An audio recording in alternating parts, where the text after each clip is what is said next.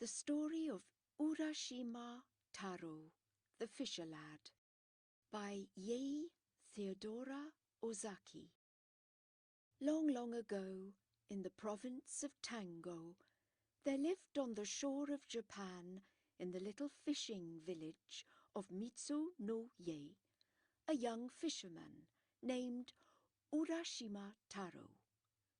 His father had been a fisherman before him, and his skill had more than doubly descended to his son. For Urashima was the most skilful fisher in all that countryside, and could catch more bonito and tai in a day than his comrades could in a week. But in the little fishing village, more than for being a clever fisher of the sea, he was known for his kind heart. In his whole life he had never hurt anything, either great or small, and when a boy, his companions had always laughed at him, for he would never join with them in teasing animals, but always tried to keep them from this cruel sport. One soft summer twilight he was going home at the end of a day's fishing, when he came upon a group of children. They were all screaming and talking at the tops of their voices, and seemed to be in a state of great excitement about something. And on his going up to them to see what was the matter, he saw that they were tormenting a tortoise. First one boy pulled it this way, then another boy pulled it that way, while a third child beat it with a stick, and the fourth hammered its shell with a stone. Now, Urashima felt very sorry for the poor tortoise, and made up his mind to rescue it. He spoke to the boys. "Look here, boys, you are treating that poor tortoise so badly that it will soon die." The boys, who were all of an age when children seem to delight in being cruel to animals, took no notice of Urashima's gentle reproof, but went on teasing it as before. One of the older boys answered, "Who cares whether it lives or dies? We do not. Here, boys, go on, go on." And they began to treat the poor tortoise more cruelly than ever. Urashima waited a moment, turning over in his mind what would be the best way to deal with the boys. He would try to persuade them to give the tortoise up to him, so he smiled at them and said, "I am sure you are all good, kind boys. Now, won't you give me the tortoise? I should like to have it so much." "No, we won't give you the tortoise," said one of the boys. "Why should we? We caught it ourselves." "What you say is true," said Urashima, "but I do not ask you to give it to me for nothing. I will give you some money for it. In other words, the Oji-san will buy it of you. Won't that do for you, my boys?" He held up the money to them, strung on a piece of string through a hole in the centre of each coin. "Look, boys, you can buy anything you like with this money. You can do much more with this money than you can with that poor tortoise. See what good boys you are to listen to me." The boys were not bad boys at all. They were only mischievous. And as Urashima spoke, they were won by his kind smile and gentle words, and began to be of his spirit, as they say in Japan. Gradually they all came up to him, the ringleader of the little band holding out the tortoise to him. "Very well, Oji-san, we will give you the tortoise if you will give us the money." And Urashima took the tortoise and gave the money to the boys, who, calling to each other, scampered away and were soon out of sight. Then Urashima stroked the tortoise's back, saying as he did so, "Oh, you poor thing, poor thing! There, there, you are safe now. They say that a stork lives for 1,000 years, but the tortoise for 10,000 years. You have the longest life of any creature in this world, and you were in great danger of having that precious life cut short by those cruel boys. Luckily I was passing by and saved you, and so life is still yours. Now I am going to take you back to your home, the sea, at once. Do not let yourself be caught again, for there might be no one to save you next time." All the time that the kind fisherman was speaking, he was walking quickly to the shore and out upon the rocks. Then, putting the tortoise into the water, he watched the animal disappear, and turned homewards himself, for he was tired, and the sun had set. The next morning Urashima went out as usual in his boat. The weather was fine, and the sea and sky were both blue and soft in the tender haze of the summer morning. Urashima got into his boat and dreamily pushed out to sea, throwing his line as he did so. He soon passed the other fishing boats and left them behind him till they were lost to sight in the distance, and his boat drifted further and further out upon the blue waters. Somehow, he knew not why, he felt unusually happy that morning, and he could not help wishing that, like the tortoise he set free the day before, he had thousands of years to live, instead of his own short span of human life. He was suddenly startled from his reverie by hearing his own name called. "Urashima! Urashima!" Clear as a bell and soft as the summer wind, the name floated over the sea. He stood up and looked in every direction, thinking that one of the other boats had overtaken him. But gaze as he might over the wide expanse of water, near or far, there was no sign of a boat, so the voice could not have come from any human being. Startled and wondering who or what it was that had called him so clearly, he looked in all directions round about him and saw that, without his knowing it, a tortoise had come to the side of the boat. Urashima saw with surprise that it was the very tortoise he had rescued the day before. "Well, Mr. Tortoise," said Urashima, "was it you who called my name just now?"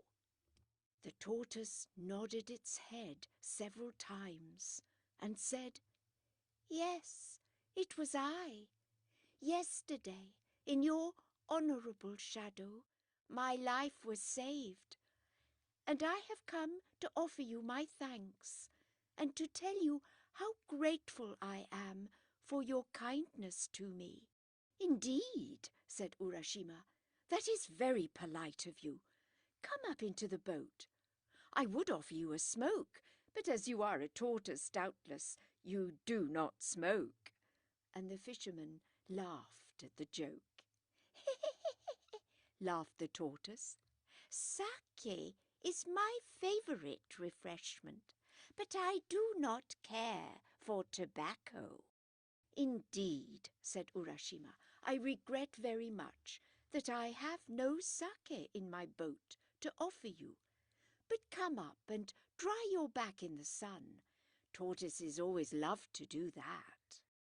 So the tortoise climbed into the boat, the fisherman helping him, and after an exchange of complimentary speeches, the tortoise said, "Have you ever seen Rinjin, the palace of the Dragon King of the Sea, Urashima?" The fisherman shook his head and replied, "No.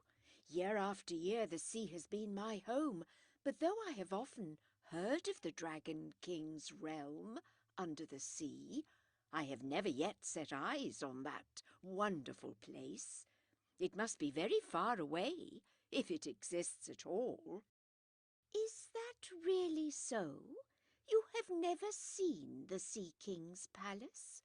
Then you have missed seeing one of the most wonderful sights in the whole universe.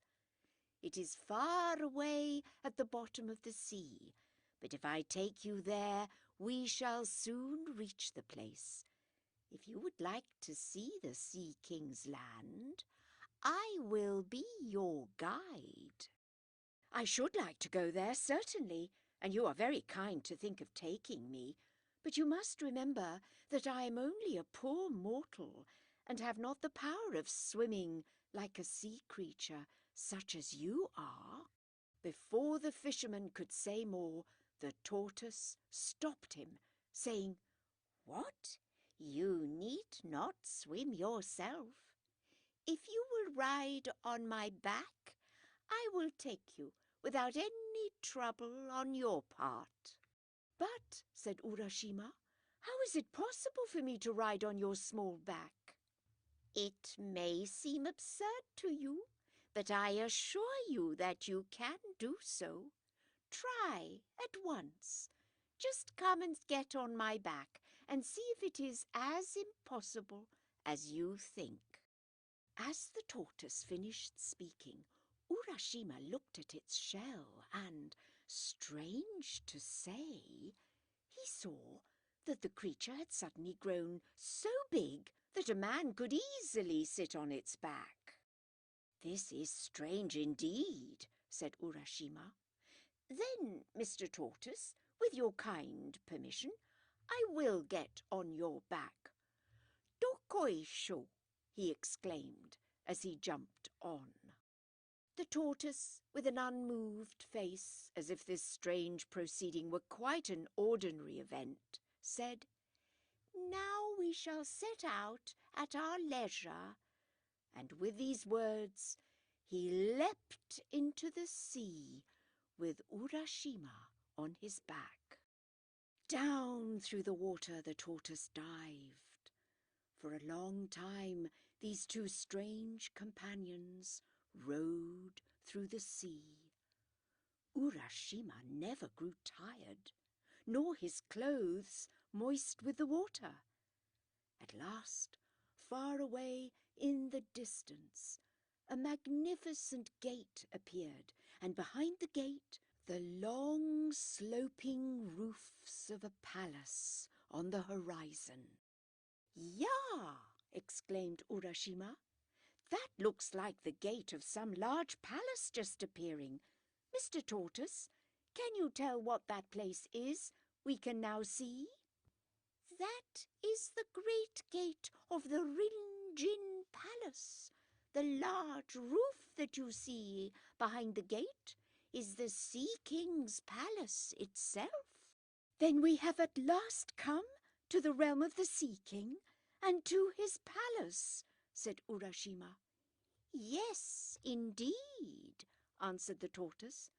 "And don't you think we have come very quickly?" And while he was speaking, the tortoise reached the side of the gate. "And here we are, and you must please walk from here."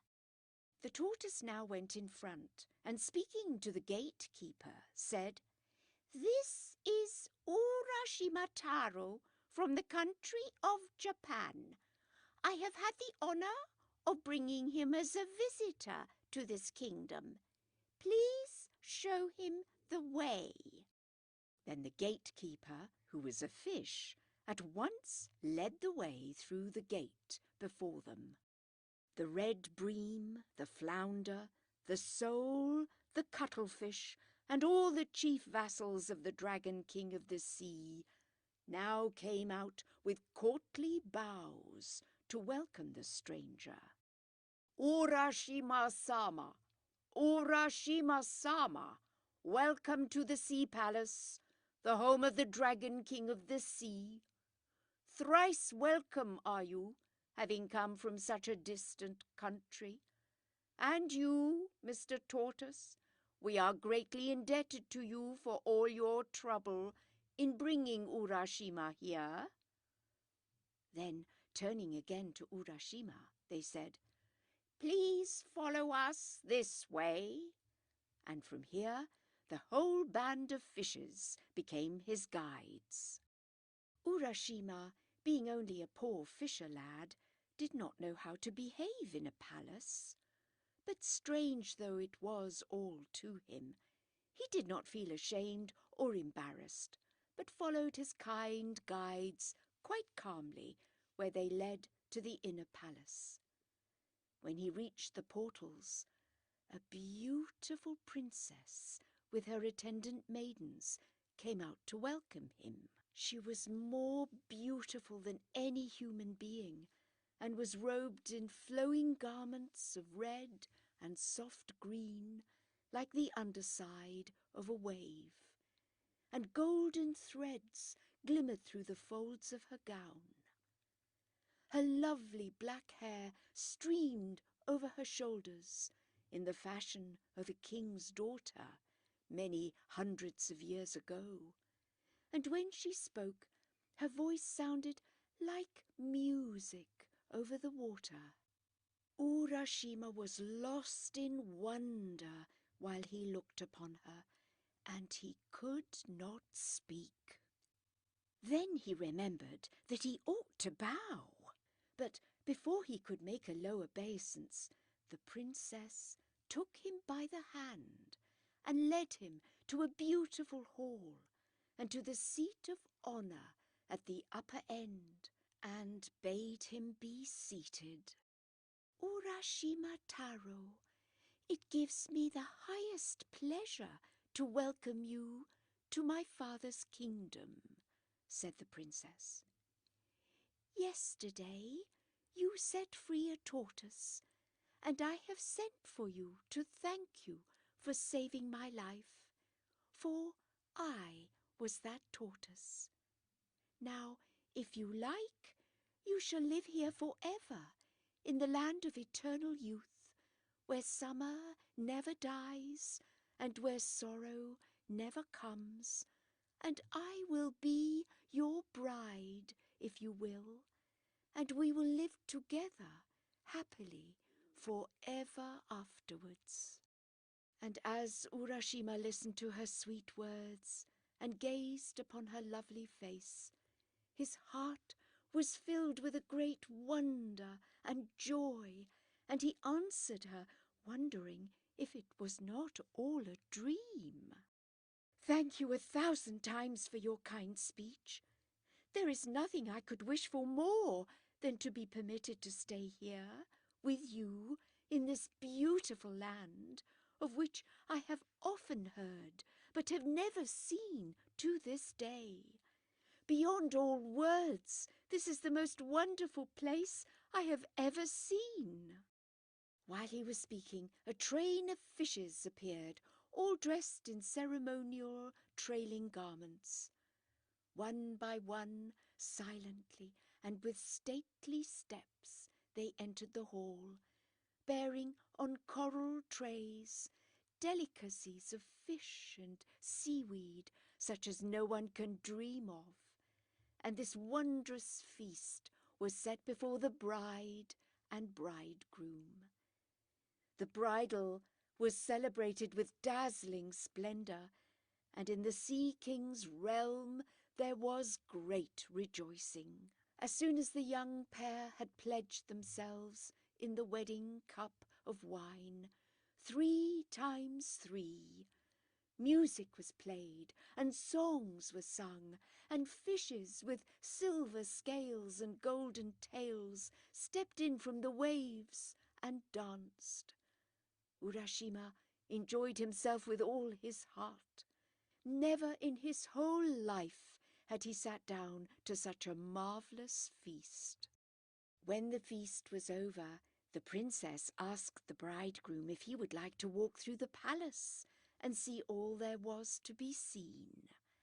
Then the happy fisherman, following his bride, the Sea King's daughter, was shown all the wonders of that enchanted land, where youth and joy go hand in hand, and neither time nor age can touch them. The palace was built of coral and adorned with pearls, and the beauties and wonders of the place were so great that the tongue fails to describe them. But to Urashima, more wonderful than the palace was the garden that surrounded it. Here was to be seen at one time the scenery of the 4 different seasons, the beauties of summer and winter, spring and autumn were displayed to the wondering visitor at once. First, when he looked to the east, the plum and cherry trees were seen in full bloom, the nightingales sang in the pink avenues, and butterflies flitted from flower to flower. Looking to the south, all the trees were green in the fullness of summer, and the day cicala and the night cricket chirped loudly.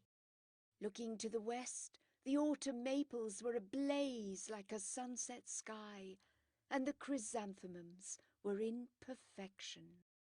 Looking to the north, the change made Urashima start, for the ground was silver white with snow, and trees and bamboos were also covered with snow, and the pond was thick with ice.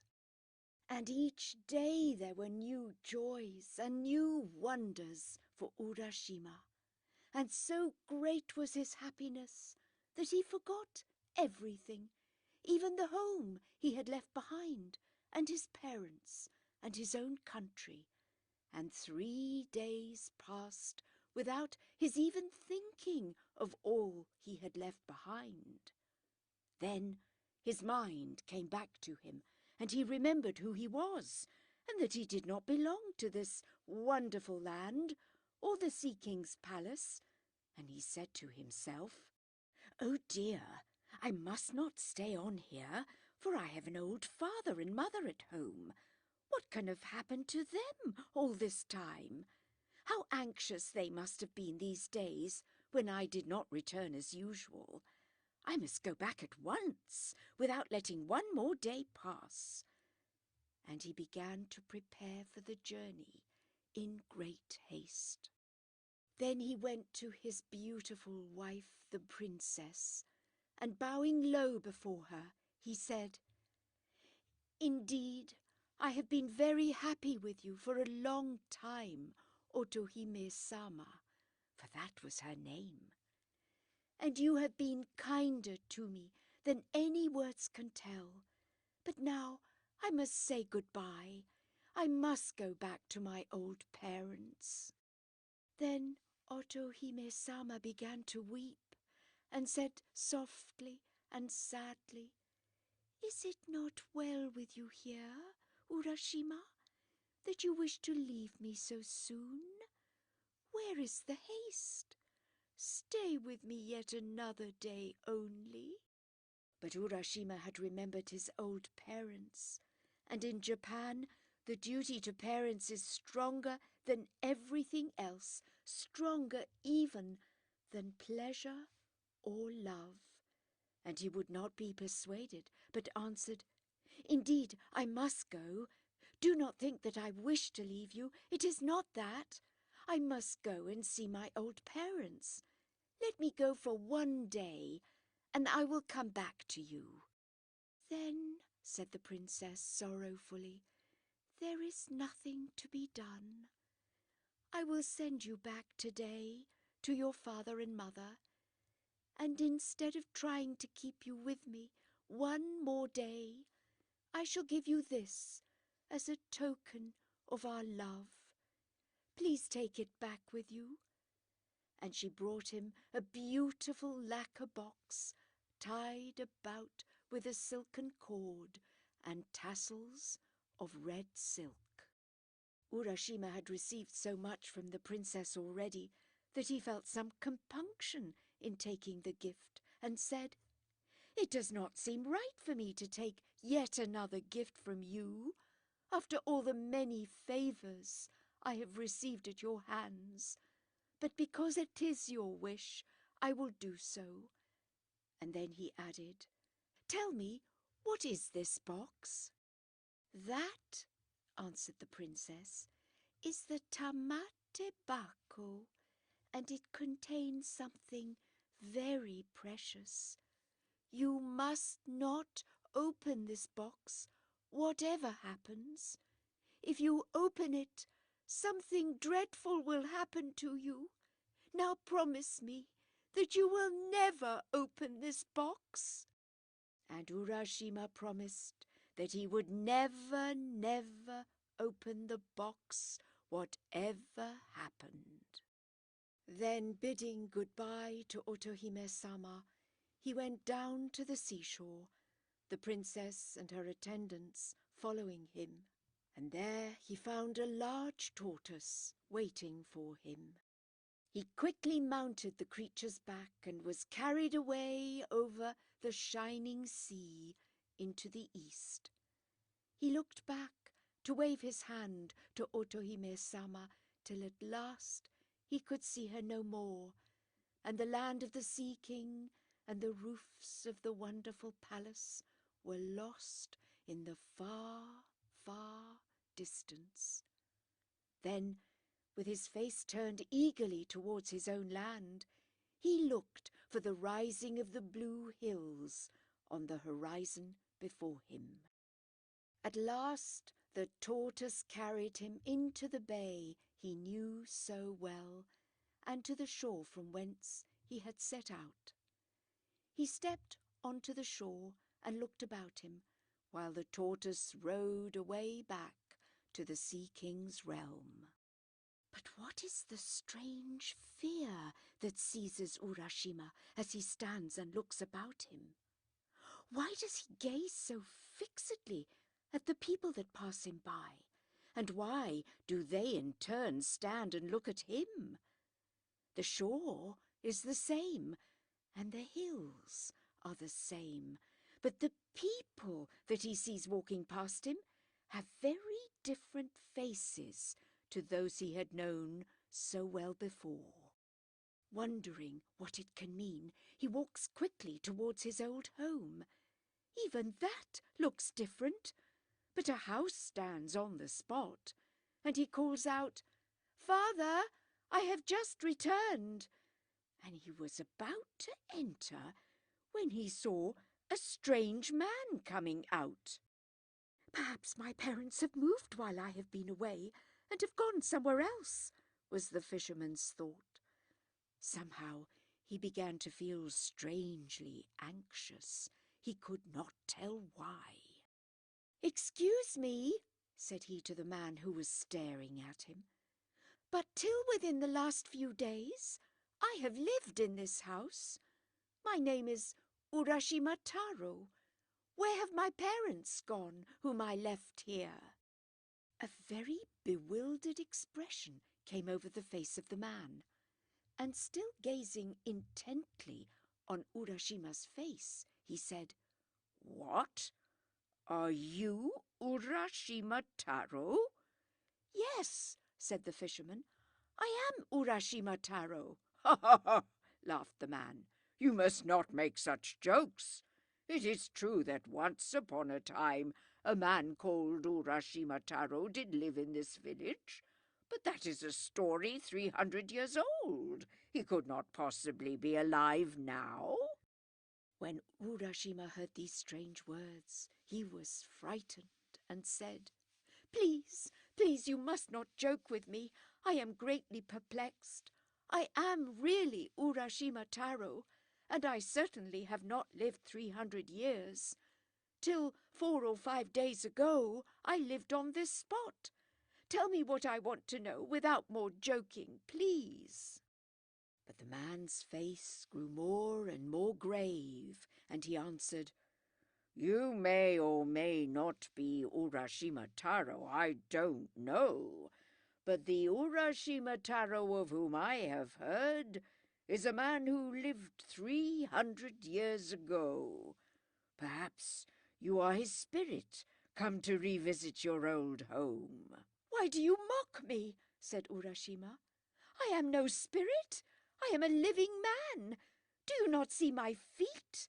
And don, don, he stamped on the ground, first with one foot and then with the other, to show the man. "But Urashima Taro lived 300 years ago. That is all I know. It is written in the village chronicles," persisted the man, who could not believe what the fisherman said. Urashima was lost in bewilderment and trouble. He stood looking all around him, terribly puzzled, and indeed something in the appearance of everything was different to what he remembered before he went away, and the awful feeling came over him that what the man said was perhaps true. He seemed to be in a strange dream. The few days he had spent in the Sea King's palace beyond the sea had not been days at all. They had been hundreds of years, and in that time his parents had died, and all the people he had ever known, and the village had written down his story. There was no use in staying here any longer. He must get back to his beautiful wife beyond the sea. He made his way back to the beach, carrying in his hand the box which the princess had given him. But which was the way? He could not find it alone. Suddenly he remembered the box, the tamate bako. The princess told me when she gave me the box never to open it, that it contained a very precious thing. But now that I have no home, now that I have lost everything that was dear to me here, and my heart grows thin with sadness at such a time, if I open the box, surely I shall find something that will help me, something that will show me the way back to my beautiful princess over the sea. There is nothing else for me to do now. Yes, yes, I will open the box and look in. And so his heart consented to this act of disobedience, and he tried to persuade himself that he was doing the right thing in breaking his promise. Slowly, very slowly, he untied the red silk cord. Slowly and wonderingly, he lifted the lid of the precious box. And what did he find? Strange to say, only a beautiful little purple cloud rose out of the box in 3 soft wisps. For an instant it covered his face and wavered over him as if loath to go, and then it floated away like vapour over the sea. Urashima, who had been till that moment like a strong and handsome youth of 24, suddenly became very, very old. His back doubled up with age, his hair turned snowy white, his face wrinkled, and he fell down dead on the beach. Poor Urashima! Because of his disobedience, he could never return to the Sea King's realm or the lovely princess beyond the sea. Little children, never be disobedient to those who are wiser than you, for disobedience was the beginning of all the miseries and sorrows of life. If you liked the video, put a like, subscribe to the channel and click on the bell to not miss our new videos.